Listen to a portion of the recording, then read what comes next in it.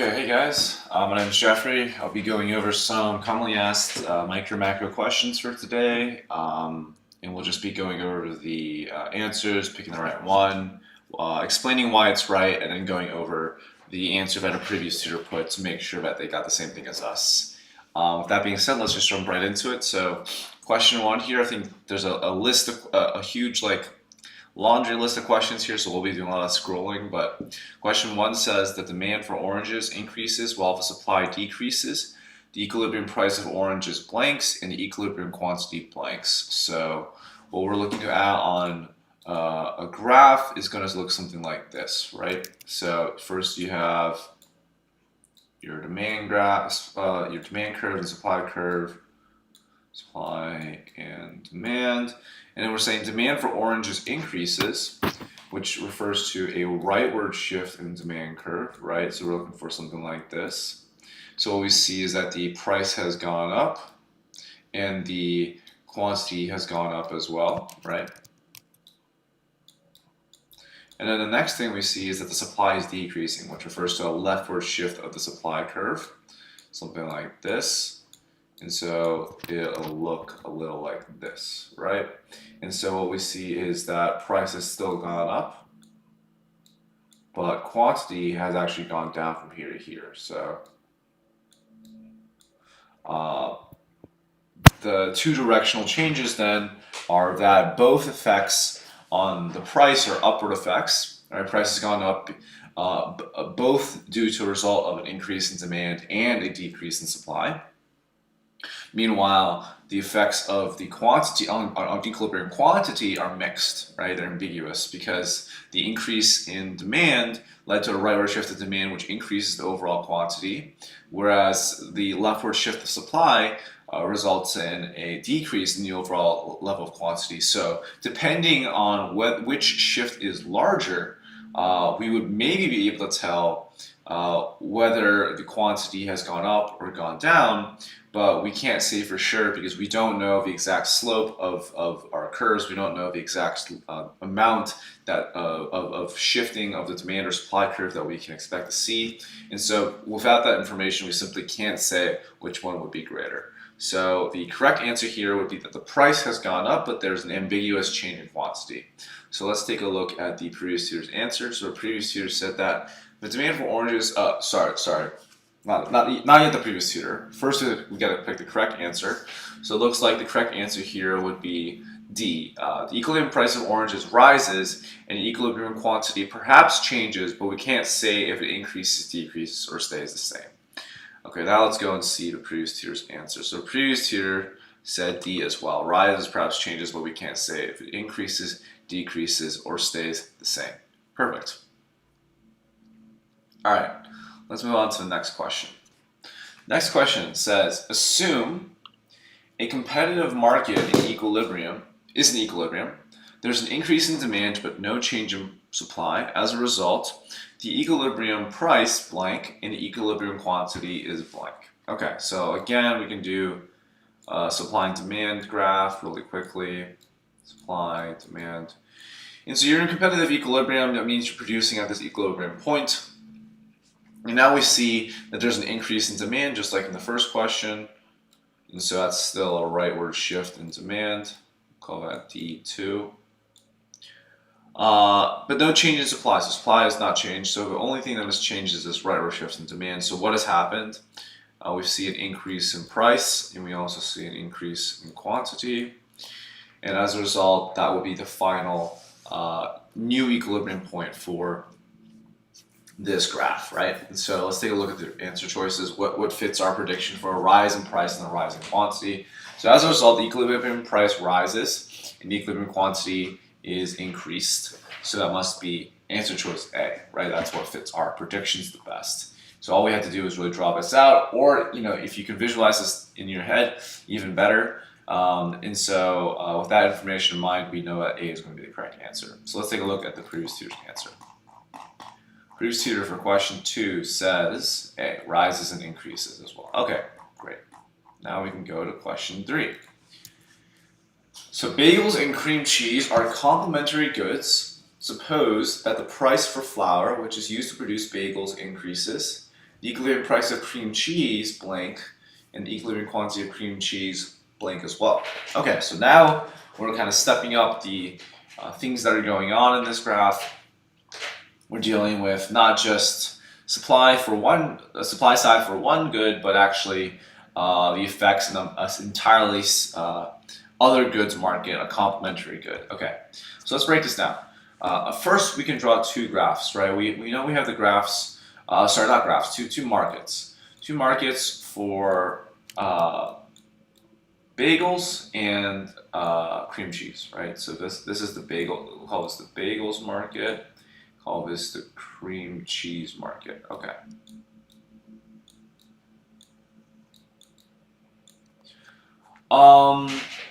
And so actually I don't think we need the supply graph at all for bagels market. We just need a demand curve, and we'll see why in a second.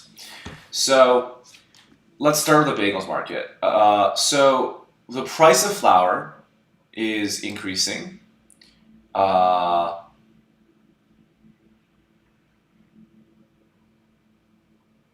Okay. We do need the supply curve. My bad.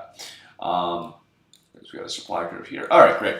So price of flour, which is used to produce bagels, increases, and so we can break this down as flour is a factor of a production input for the production of bagels, right? And so if the price of our factors or factor inputs goes up, we know that supply is going to go down, right? It becomes more expensive to create goods at every price level, and so the amount of quantity supplied of goods for every price level is going to decrease, and we see that and visualize that on the market graph as a leftward shift in supply. So let's draw that for the bagel market, right? Keep in mind this is for bagels, and so we have this leftward shift in supply, a new equilibrium, and we see when the new equilibrium results in two things: first, an increase in price, and second, a decrease in quantity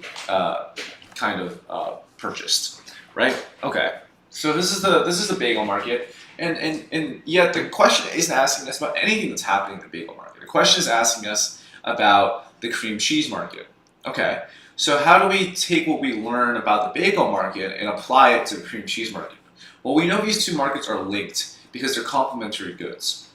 And really quickly reviewing that, we know that complementary goods are goods that are bought together. When somebody goes to a supermarket to buy bagels, they buy bagels at the same time they buy cream cheese. If they buy cream cheese, they're going to go look for bagels, right?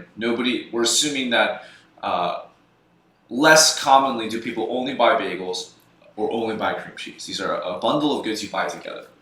So if we think about this relationship, then what happens when you buy these goods together and then the price of bagels goes up and the quantity purchased of bagels goes down? If the quantity of bagels being purchased goes down, and you only really buy cream cheese when you buy bagels, that must mean that you also stop buying as much cream cheese. Because if bagels are more expensive and you stop buying bagels, there's no longer a reason for you to buy cream cheese. There's nothing to put the cream cheese on. And so what we'd see this and visualize this on our market graph of cream cheese as a leftward shift in demand. That the effect of the complementary good price and quantity change is going to be a leftward shift in the demand for for cream cheese. And that results in two things: a decrease in price and a decrease in quantity demanded, or a quantity purchased as well for cream cheese. And so that's going to be the end result in the cream cheese market: a decline in price and a decline in quantity. So let's take a look at what the answer choices says. It looks like answer choice C: the equilibrium price of cream cheese falls and the equilibrium quantity of cream cheese decreases. That's the best answer for us right here. So let's take a look at the previous year's answer for number 3, and they also said falls and decreases as well. Great. All right, let's move on to question 4. Question 4 says,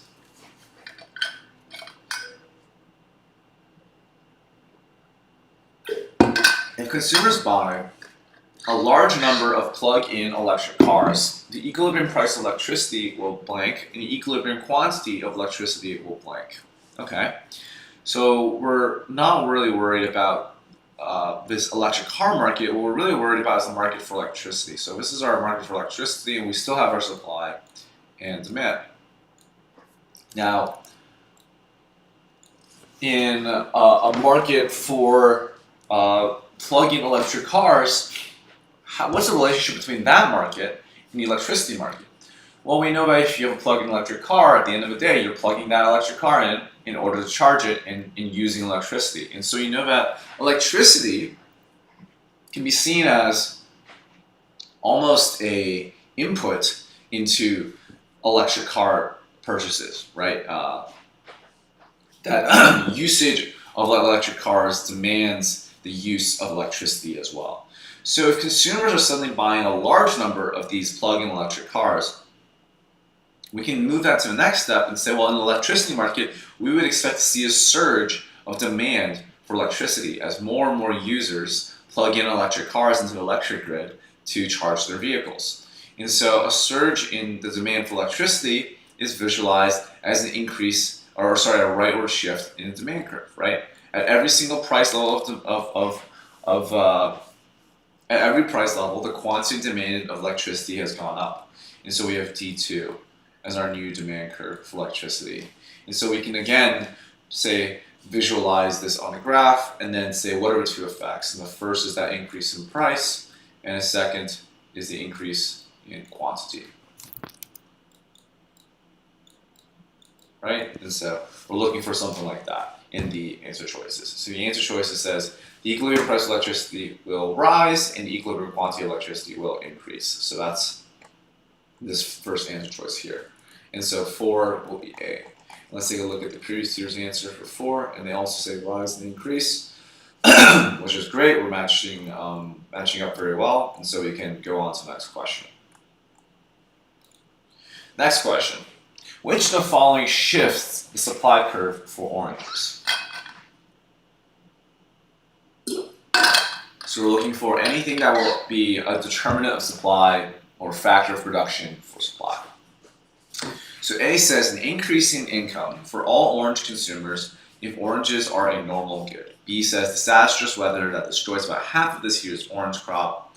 C says an increase in the price of bananas, a substitute in consumption for oranges. And D says a newly discovered increase in the nutritional value of oranges. Okay, so let's break this down. And so most of these are probably going to be something that affects demand rather than supply, and one of them will be one that actually affects supply. So A says an increase in income for all orange consumers if oranges are a normal good. And so income is a demand determinant, not a supply determinant, right? What kind of income consumers have has no impact on how much suppliers are willing to produce at every price level. And so this is going to be something that would not be correct for this question. Second, disastrous weather that destroys about half of this year's orange crop.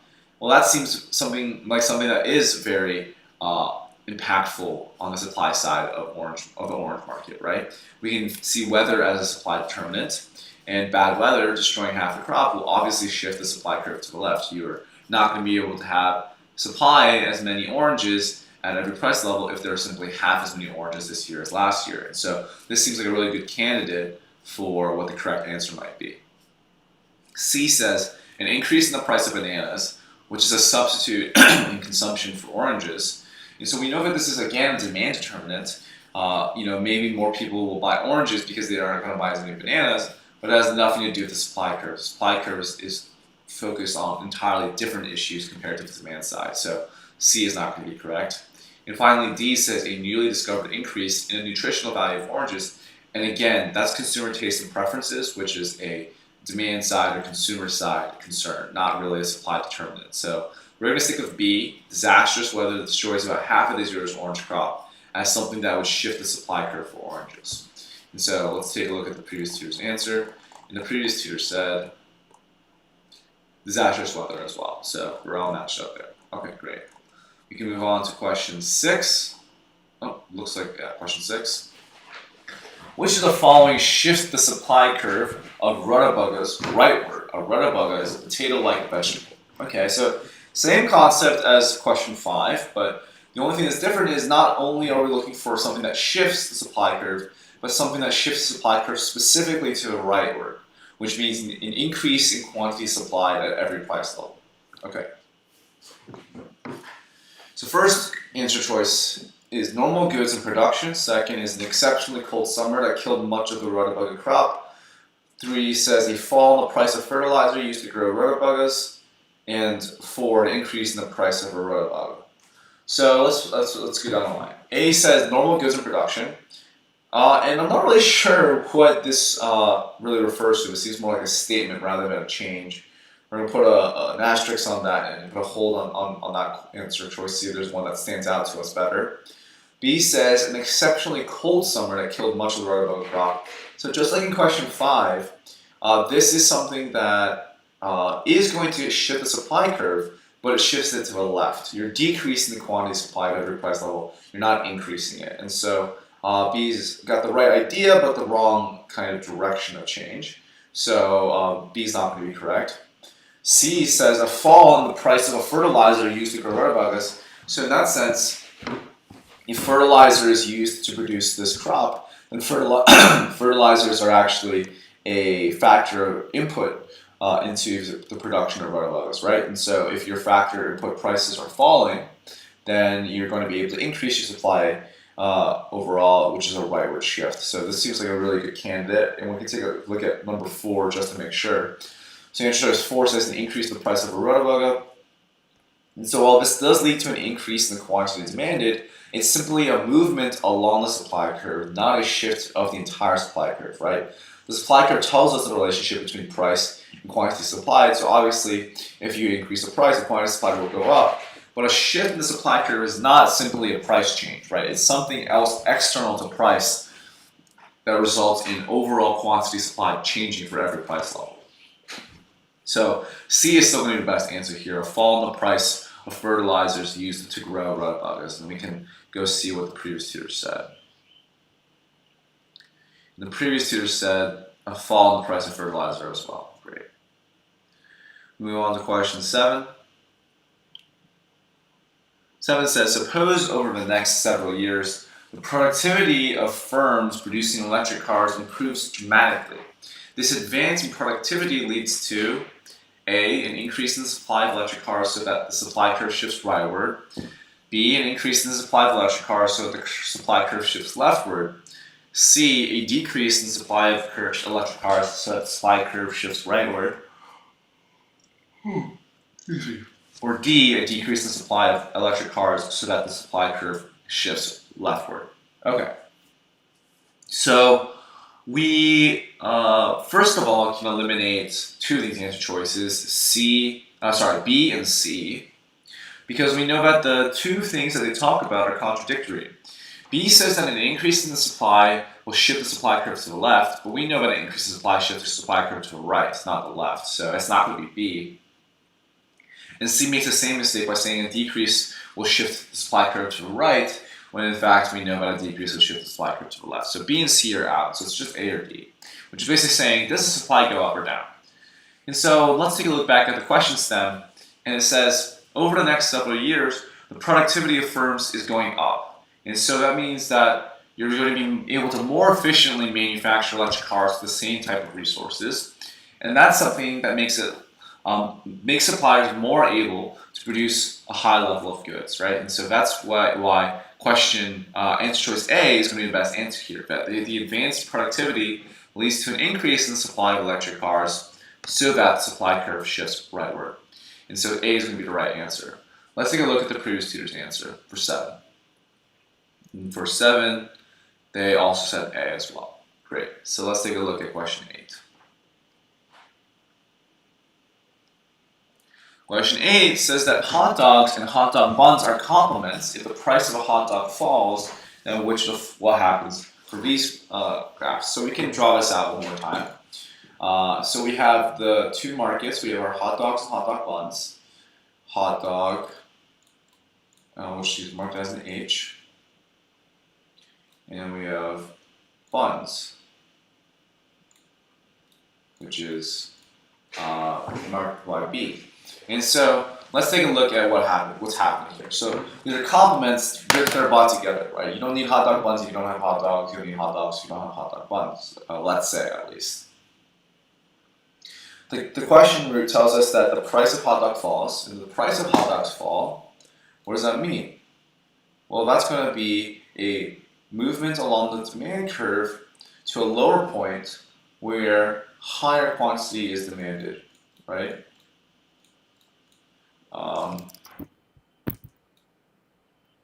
Something like this, right? So maybe moving from here to here, you can see that the price has fallen, so the quantity demand has gone up. Okay, so more people are buying hot dogs. So what? Well, in the buns market, what we would see is that due to the increase in quantity demand for hot dogs, because people want more hot dogs, they also want more buns, and so that's going to lead to a rightward shift in demand. This is consumer taste and preferences from substitutes.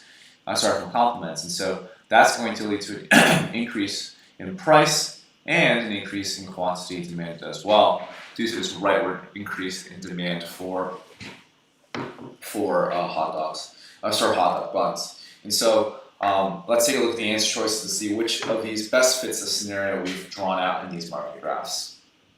So A says that demand for hot dogs will increase, and so remember there's a distinction between demand and quantities demanded. So it's not that the demand for hot dogs will increase, but the quantity demanded for hot dogs will increase, right? So that's an important distinction. It's not going to be A. B says the demand for hot dog buns will decrease. So we see here that we had a rightward shift in demand, not a leftward shift. And so the demand for hot dog buns is actually increased, not decreased. So it's not going to be B.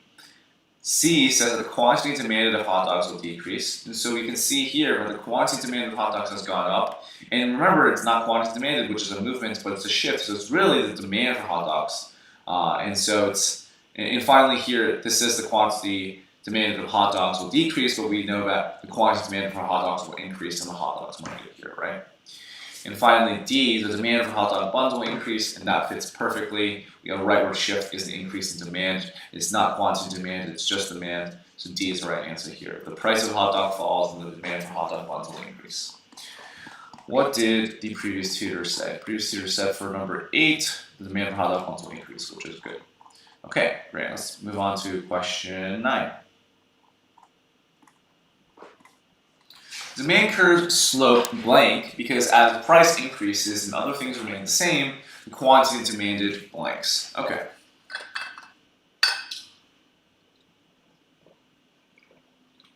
Well, we've been drawing a lot of demand graph curves, right, when we're looking at these market graphs, but we know that demand curve shape or direction is dictated by the law of demand. The law of demand tells us that as ceteris paribus, holding all else equal, as price increases, quantity demanded decreases, and as price decreases, quantity demanded increases. And so, if we draw that relationship on a demand graph, putting price on the y-axis and quantity on the x-axis, that's going to look like this, right? This is our demand curve. There's this downward sloping curve. And so, we can see here that the correct answer is not going to be A or C, which talks about an upward curve, which is a supply curve, but it's actually going to be B or D, the downward sloping. And so as the price increases, some things remain the same. What's happening to quantity demanded? We know that as price increases, quantity demand is going down. So the correct answer here is B, that the demand curve slopes downward because as the price increases and other things remain the same, the quantity demanded decreases, right? So that inverse relationship. Excuse me. So it's going to be B. And let's take a look at the previous tutor's answer. The previous tutor said B as well. Great. Let's move on to question 10.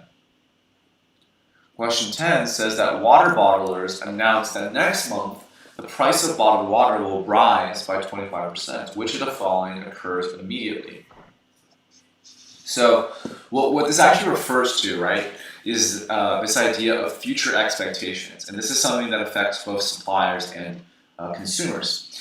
It looks like all the answer choices have to do with demand. A says the quantity of bottled water demand increases. B says the demand for bottled water increases. C says the quantity of bottled water's demand decreases. And D says the demand for bottled water decreases.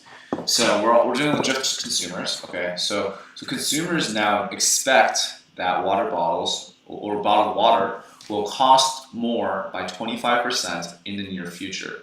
What that really means is that affects demand today. Even though today the price has not changed at all and nothing has changed, that change in future expectations will cause consumers to modify their behavior today.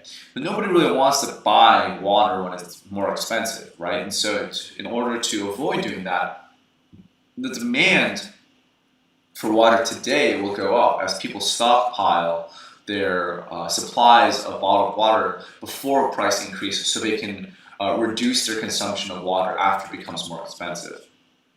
So we would look for an answer choice which refers to this increase in demand today.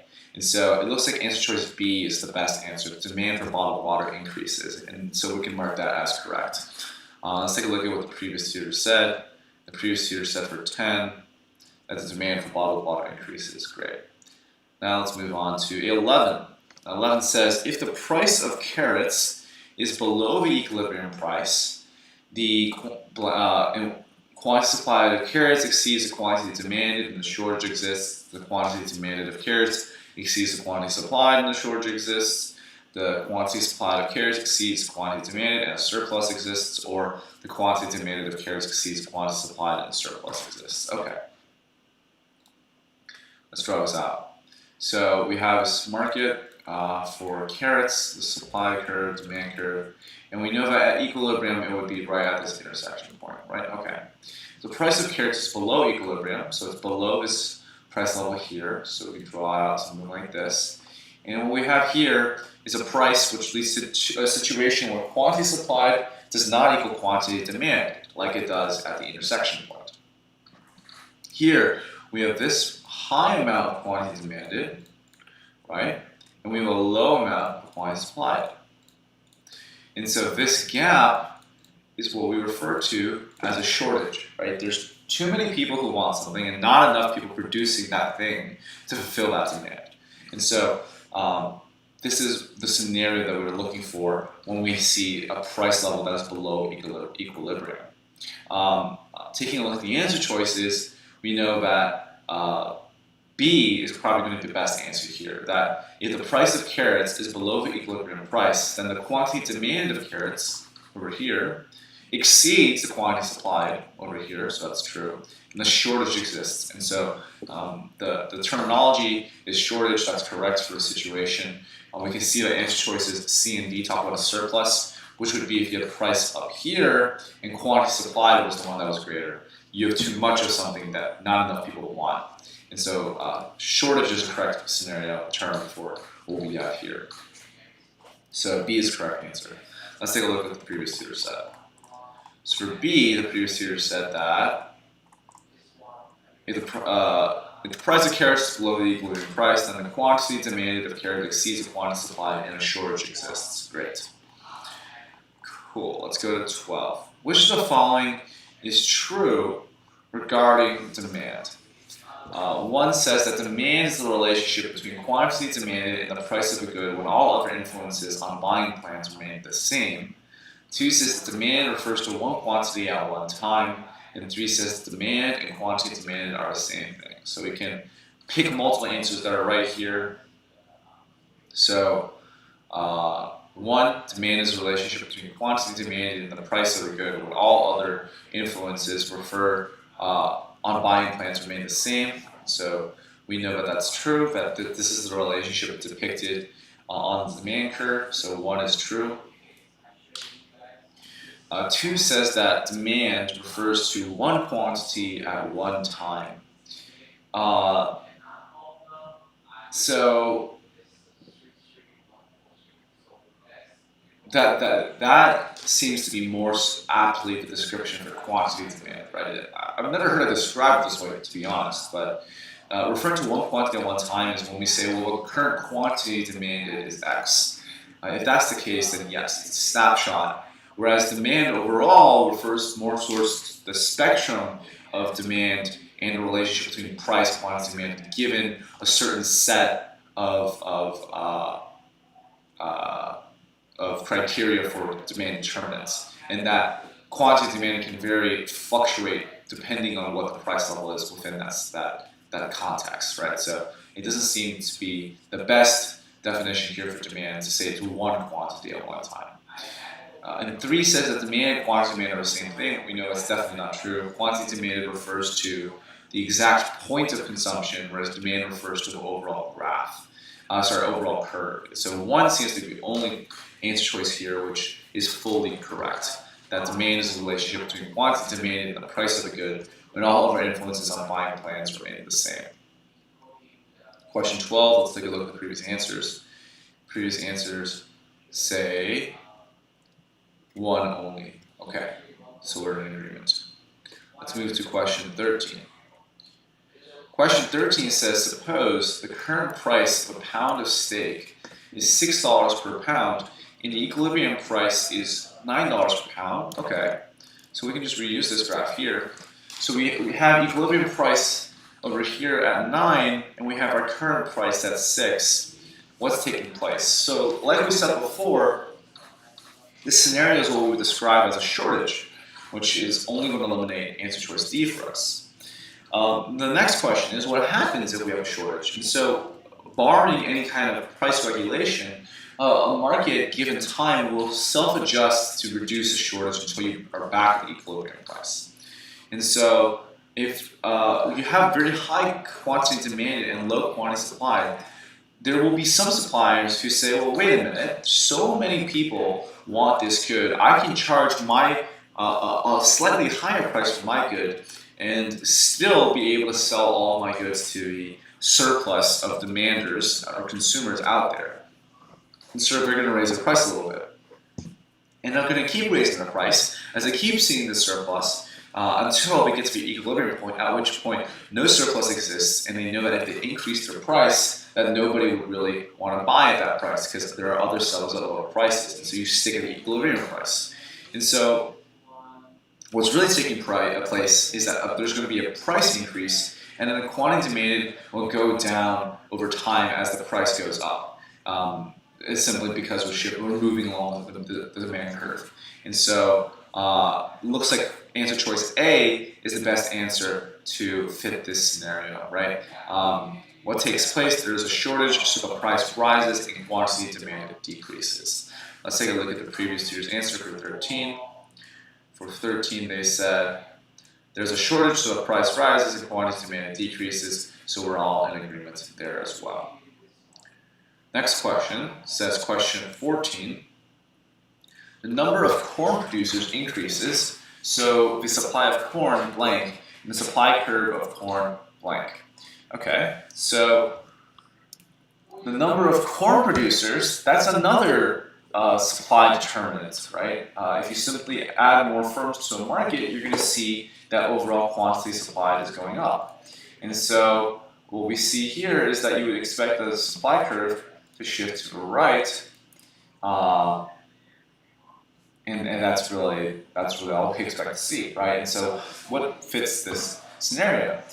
So we know that A and B are not going to be right. Those talk about a decrease in supply, but we know that the number of corn producers is going up, and there's going to be an increase in supply.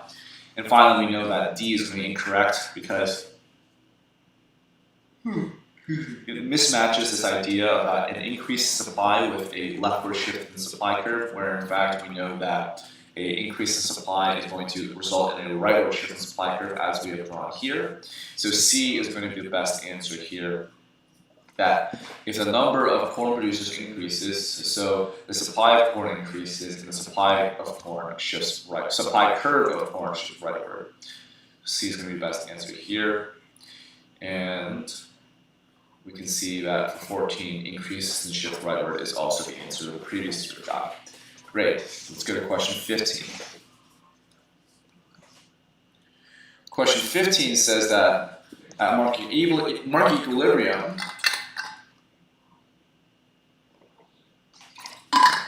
it says that market equilibrium can, it's pick multiple answers, right? So market equilibrium can never occur because there are always people who want a good but cannot afford it. 2 says occurs at the intersection of the supply and demand curve. And 3 says it's the price where the quantity equals the price equals the quantity demanded, right? Okay, so let's use this as a template and we can fill in the supply curve. Okay, so this is our conventional market graph, and we know the market equilibrium has occurred at this intersection of supply and demand. And in words, we interpret that as the point in time in which quantity demanded is equal to quantity supplied. Okay? So one, we can evaluate that first. One says that market equilibrium can never occur because there are always people who want a good but cannot afford it. And so that's not what our criteria for market equilibrium is, right? Equilibrium is not a situation where everybody who wants a good can afford to buy it. Equilibrium is simply an interaction between supply and demand forces so that there's an exact match between the number of suppliers who are willing to produce a good and the number of buyers who are willing to buy a good. And there is no discrepancy between those two numbers. And so this, number one, is going to be incorrect because it mischaracterizes the definition of equilibrium. Two, says that market equilibrium occurs at the intersection of the supply and demand curves. And that is true, right? We just said that the easy way to remember equilibrium is the intersection point. And so that's going to be right. And three says that equilibrium is the point where price equals the quantity. At that point,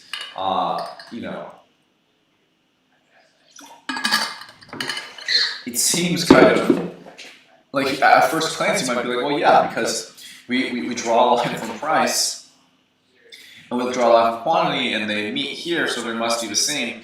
But in fact, that's not necessarily the case. Quantity and price can operate on entirely different scales. It's possible that price is $2 and quantity demanded is 10 million, right? They just have different scales over here.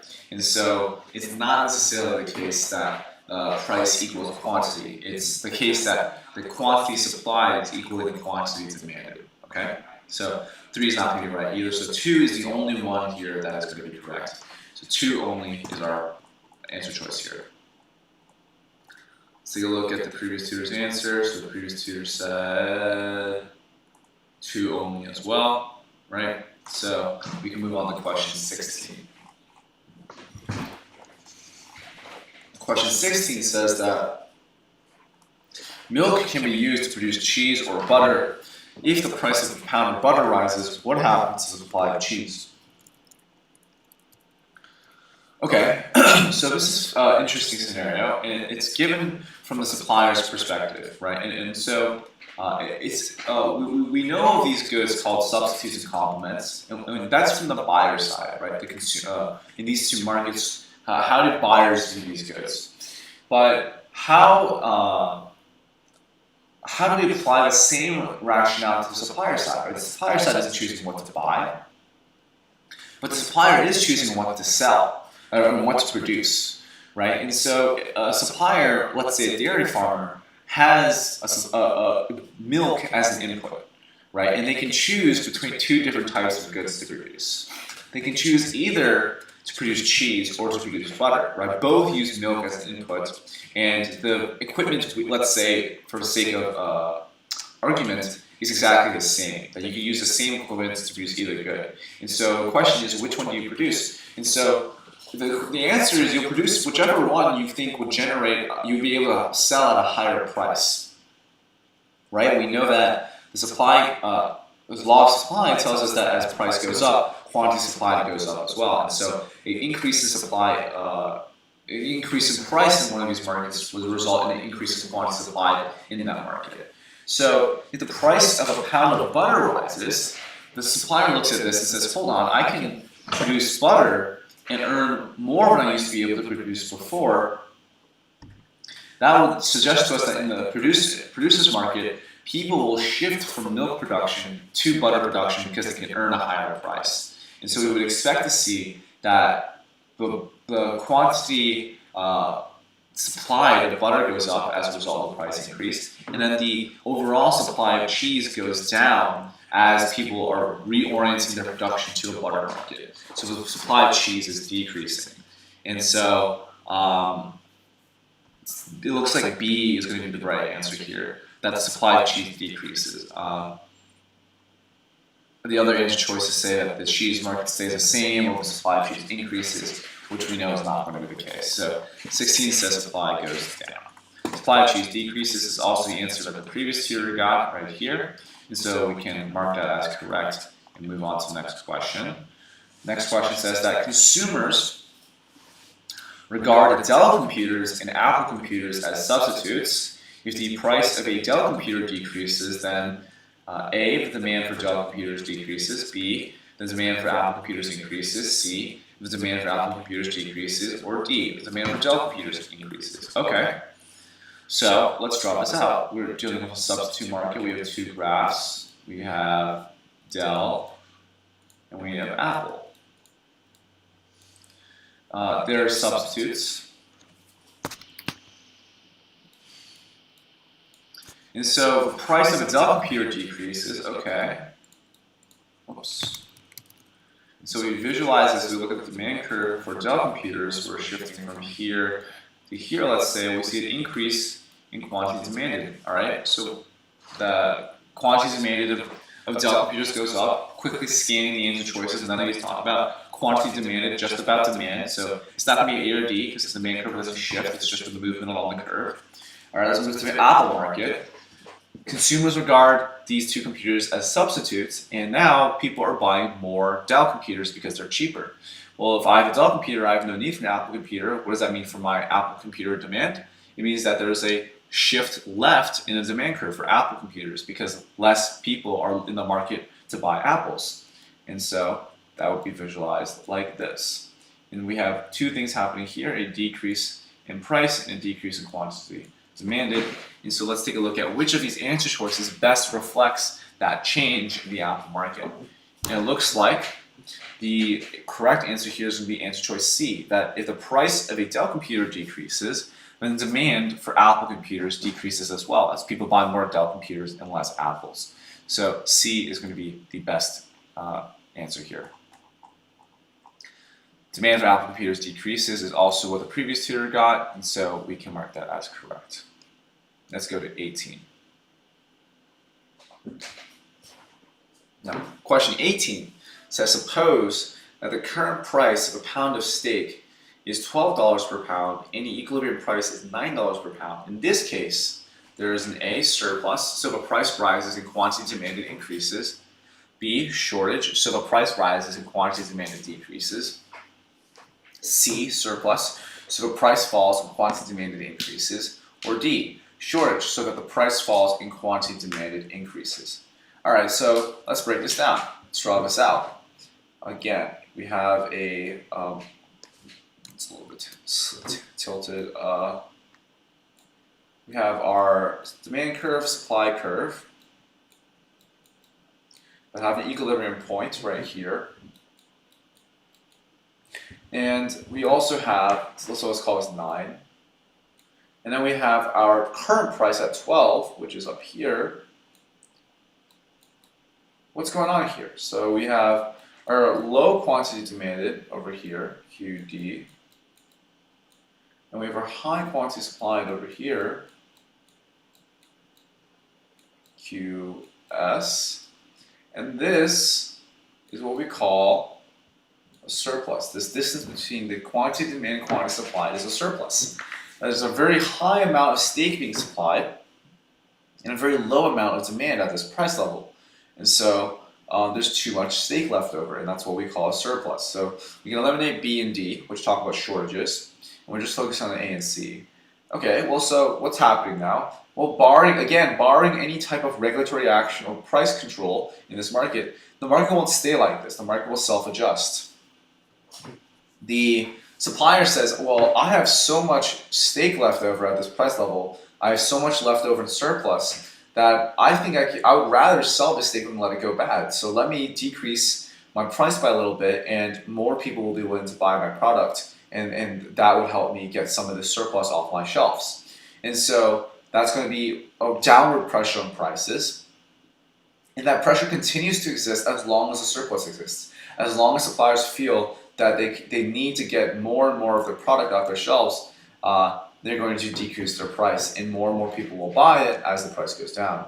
And so the correct answer here is really going to be answer choice A. In this case, there's C. Answer choice C says, in this case, there's a surplus, so the price is going to go down, it's going to fall, and then the quantity demanded will go up. And go up, it will, all the way until this equilibrium quantity point. So we would see quantity demanded move to this point here. And that's going to be what our surplus market looks like. So C is the correct answer. Surplus, so price falls and quantity demanded increases. So you can look at the previous year's answer. Surplus, so price falls and the quantity demanded increases. We're in agreement, and we can move on to question 19. Question 19 says that plywood is used in the construction of houses. If the price of plywood rises, what happens to the supply of houses? Okay. So plywood is used in construction, so we know that plywood is a factor of production for houses. And so we're seeing that the price of plywood goes up, so a factor costs for production of houses has gone up. What does that mean for supply of houses? Well, your cost of production has gone up, which means you have to produce less of this good at every price level. That's what we refer to as a supply decrease, which is a leftward shift of the supply curve. And so looking at the answer choices, you know it's not going to be A, because A says the supply is increasing rather than decreasing. It's not going to be B, because it says quantity supplied increases when we know that it's a leftward shift of supply. So it's not quantity supply, it's just regular supply decreasing. C says supply decreases, so the supply curve shifts leftward. That does seem to match what we're talking about very well. But just to confirm, let's look at D. And D says quantity supply decreases but no shift. Well, we know there is a shift because your entire curve is shifting leftward as you're unable to produce as much output at every price level on the graph. So C is the correct answer here, that if the price of plywood rises, the supply decreases so that the supply curve shifts leftward. And for 19, the correct answer is supply decreases so the supply curve shifts leftward. Great, we're still in agreement, and we can move on to question 20. Question 20 says, in stores, it's common to find seasonal products marked down when the season ends. What explains this behavior? A says that the store is trying to increase its customers' demand for a product. B says the law of demand is being used to increase the quantity demanded. C says the store manager must be trying to drive away customers by selling low quality products. Or D, the store is trying to increase its consumers' income by increasing their purchasing power. And so we're dealing with a situation where a supplier is voluntarily decreasing price when the season is ending for seasonal products. Well, what do we know about seasonal products? Well, by definition, if they're only sold during specific seasons, when the season comes to an end, whatever is not sold is thrown away or left in inventory, right? And so suppliers want to avoid this. So we're really trying to just empty their shelves of these goods they no longer will be able to hold in the near future, right? And what that tells us is that they understand that there's a relationship between price and quantity demanded, that if they are decreasing the price, the quantity demanded for goods will go up. And so by using this understanding, they're trying to drive up the quantity demanded for this good so that they can empty their shelves. So it looks like we can break this down by each answer choice. A says that the store is trying to increase its customers' demand for the product. And so remember, there's a distinction between demand and quantity demanded. And what we're really seeing is that they're trying to affect quantity demanded by changing their pricing. So it's not demand overall, but just quantity demanded. So it's not going to be A. B says that the law of demand is being used to increase quantity demanded. And this seems like a much better answer choice, right? The law of demand tells us that as price goes down, quantity demand goes up. And so by cutting the prices or marking down prices, you're driving up quantity demand. So this seems like a really good answer. Let's take a look at the other ones. C says the store manager must be trying to drive away customers by selling low quality products. Not going to be the correct answer. Nothing suggests that these products are going down in quality, just in price. And finally, D, the store is trying to increase its consumers' income by increasing their purchasing power. While technically by marking down prices, the purchasing power of consumers has gone up because they can buy more of these goods, I don't think that's the purpose of the store decreasing the prices. They're not trying to increase their consumer income, they're trying to increase quantity demanded. So D is not going to be the right answer either. So B is the right answer here, that the law of demand is being used to increase the quantity demanded. So, and the previous tutor agrees that the law of demand is being used to increase the quantity demanded, and we can go to question 21. Question 21 says that suppose that the price of flour used to produce bagels increases, hence the equilibrium price of a bagel blank, and equilibrium quantity blank. Okay. Well, we can draw this on our graph. Demand and supply.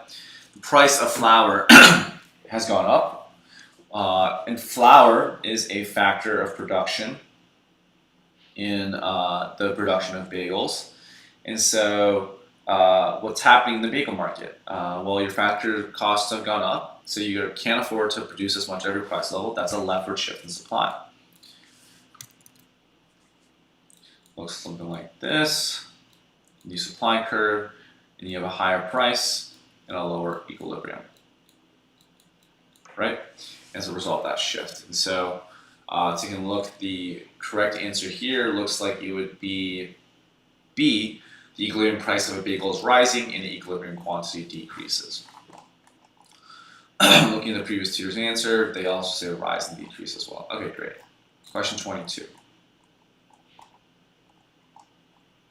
If both the supply and demand curves shift simultaneously, we can always predict what will happen to A, either the price or quantity but not both, B, only the quantity, C, only the price, or D, both the price and the quantity.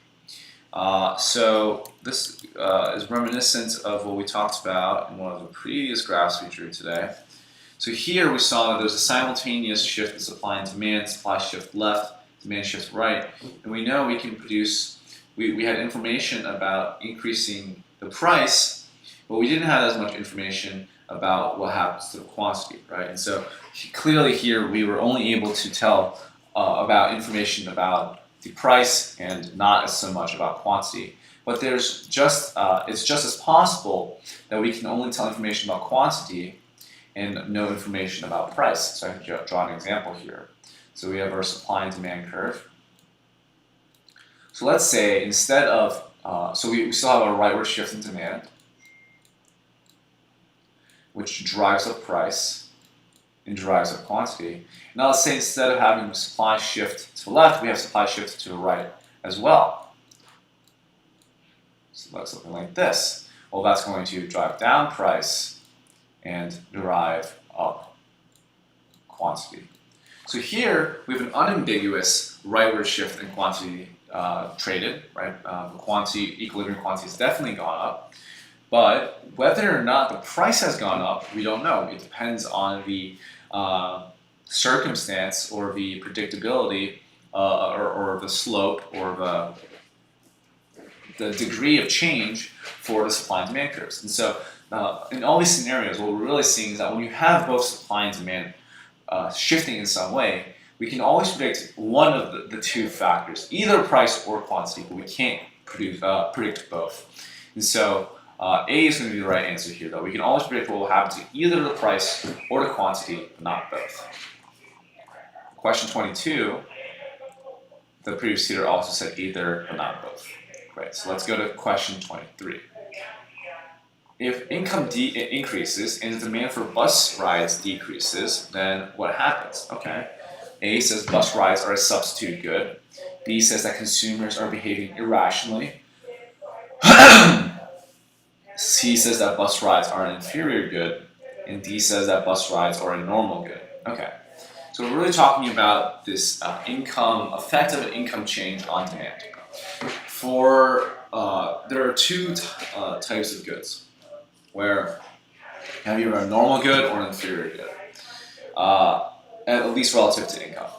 If income goes up, we would expect for normal goods that demand for those goods goes up, because you have more income, you have more disposable income to spend, and you have the ability to buy more of this good.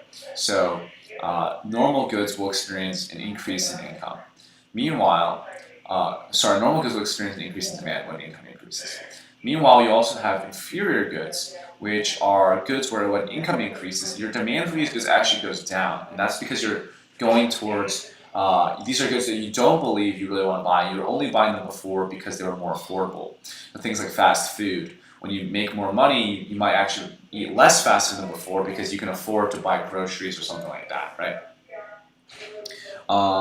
So that was, this is something that is what we're seeing here, happening here, right? That the income has gone up, but the demand for bus rides has actually gone down. And so we can, in that sense, conclude that bus rides are an inferior good because it fulfills this definition of inferior goods. So let's take a look at the previous tutor's answer. Previous tutor says that bus rides are an inferior good, and we can move on to question 24. 24 says, the surplus of cardboard boxes means that A, at the current price of the cardboard box, the quantity demanded equals the quantity supplied, and the price will fall to restore equilibrium. B says that the current price of cardboard box is less than the equilibrium price. C says that at the current price of cardboard box, quantity demand exceeds the quantity supplied. And D says at the current price of cardboard box, the quantity demand is less than the quantity supplied. Okay, so we're dealing with this surplus scenario, same as this graph, ignore the numbers. And so we see that quantity supplied is greater than quantity demanded. And so let's compare this to some of the answer choices. Answer choice A says that the current price of cardboard box, the quantity demanded equals the quantity supplied, and the price will fall to restore to equilibrium. So we know here we don't have a situation where quantity demanded equals the quantity supplied, but we do think that price will fall. But because we don't have that equilibrium, A is not going to be correct. B says the current price of cardboard box is less than the equilibrium price. So we can see here that for a surplus to exist, it has to be at a price that's above the equilibrium.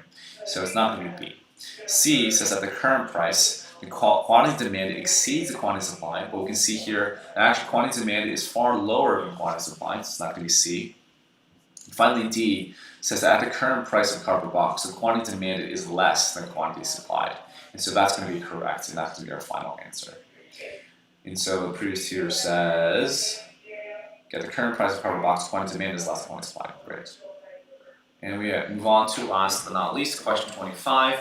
If a freeze destroys oranges before they are harvested, the equilibrium price of an orange is blank and the equilibrium quantity blank. Okay, so we can draw this out on our graph. We have our demand, our supply, and what is a freeze destroying oranges going to affect? That's something, a weather input that is going to affect the supply side. If you have this freeze that destroys oranges before harvest, then you're not going to be able to get harvest as much at every price level, or produce as much at every price level, so that's a leftward shift in supply. And that's an increase in price and a decrease in quantity. And so what we see here is going to be that answer choice B is the correct answer, that if freeze destroys oranges before they are harvested, the equilibrium price of an orange rises and the equilibrium quantity decreases. And so that's our final answer here. And for 0.5, rises and decreases is the same answer that the previous tutor got as well. Okay, great. So all correct.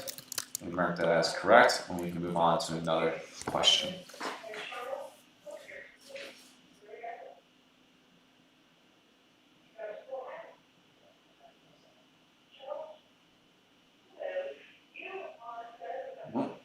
Looks like we have some sort of technical issue. Let me try this one more time.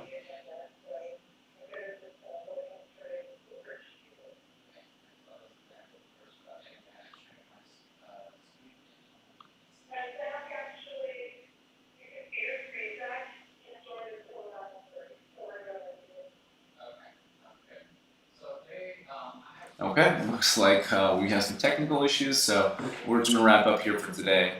Next time that'll be fixed. Hopefully this was helpful for you guys, and I'll see you next time.